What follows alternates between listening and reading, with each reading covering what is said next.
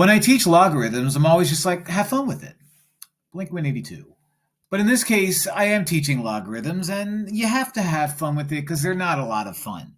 Maybe manipulating them, but the graphing aspect, I hate it. So this is what I do. Whenever I have to deal with graphing, domain, range, shifting, whatever, I always compare whatever log I have to this guy right here.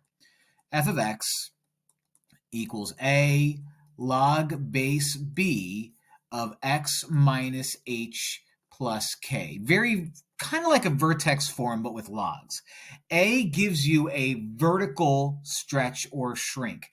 We're not going to see that here. I mean, we are going to see it, but it's not going to matter with what I'm being asked. Same thing with B, which gives you a horizontal stretch or shrink. Don't really care that much. Okay, this is what I care about. H tells me whether I move left or right. It's all backwardsy, but if I have something like x plus 3, I actually shift left 3. If I have x minus 3, I shift right 3. K is similar, but, normal, where if that's plus 3, I go up 3, and if it's minus 3, I go down 3. Now, why is all that important here? And what's really important is the fact that you are a positive number. If A is positive, a log is going to be graphed like this. Now, as you see, what happens on the left here is there's like a brick wall that this guy hits. All right, this is a vertical asymptote. That vertical asymptote says you're not allowed to plug in any numbers over here on this side. Why is that? Well, log, you're not allowed to take the log of a negative or a 0.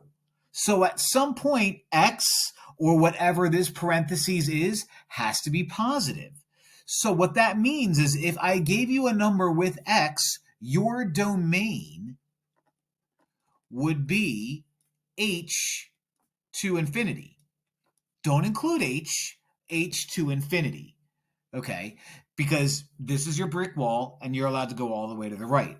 Similarly, your range is what you're allowed to get from the bottom to the top. Now, you might be thinking, plus 2, that means you move up 2. That's going to change your range, right? Nope. No matter what, this guy is always going to continue going downward, no matter whether you shift it up 2 or down 2,000.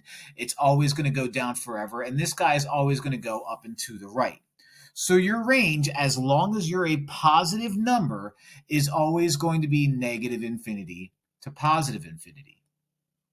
So what do I have here? Well, since there's no number included with x in this case, I have an invisible 0, which tells me I have a vertical asymptote at x equals 0, or h happens to be 0.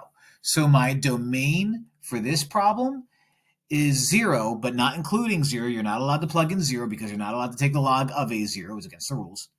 To infinity. My range is going to be negative infinity to infinity. So I did a little extra, a little more than necessary to kind of get to this point, which probably could have taken me about 30 seconds. I just struggle with the graphical side of logs, and if I do it and I'm a math teacher by trade, I'm sure there are people out there who kind of struggle too. So hopefully this helps. Like and subscribe.